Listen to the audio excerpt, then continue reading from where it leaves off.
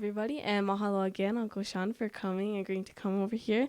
This is my first time working with him, and it really means a lot to me, so thank you. So can you share how you discovered your passion for music? Well, I was very young, so I grew up in the late 70s, early 80s in Honolulu. And at that time, there was still a lot of hotels with showrooms, and every showroom had a band. So my mom actually did dance for a little while for a singer named Aiwa Kinimaka. Oh, wow. Back then. And so she had a connection to Waikiki. My grandparents also loved to go and just record the shows on tape, cassette tape. Remember those? Anybody out there remember those? Yeah. And I inherited all those tapes. But in the meantime, like I was over there. I was just born, and we used to go just walking through Waikiki. And the thing that caught my ear all the time was the drummers in these bands. Like I'd walk by and I'd be like, "Oh, cool!" And I just kind of gravitate towards that sound. So I started off as a drummer. The guitar thing came much later. There was another singer in Waikiki. His name is Barry Kim. I think he lives on Maui now, but he had a show, and we used to go to his show a lot. One night after they took a break, the drummer actually of the band let me go up and play with his drums. Well, I was like, 4 years old. I was young, and he would call me up on the breaks, and I just got hooked. Ever since then, I've been trying to get a gig on drums for.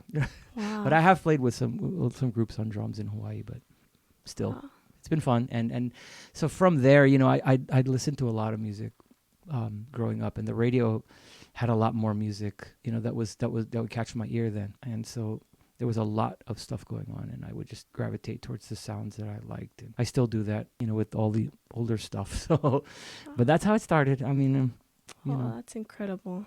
I didn't even know that you played drums until you had come and you were talking about how he started playing drums when he was 2 years old. He's unbelievable. 2 years old. There was a point in Waikiki, same situation.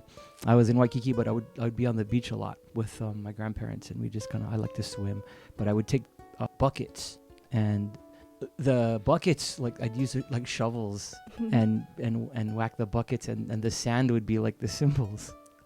So drummers from some of the showrooms would see it on the break and kind of come out and hang out and like listen. It's kind of weird, but like this 2-year-old kid like discovering how to make sounds out of other things. It's almost like what the stomp would be like.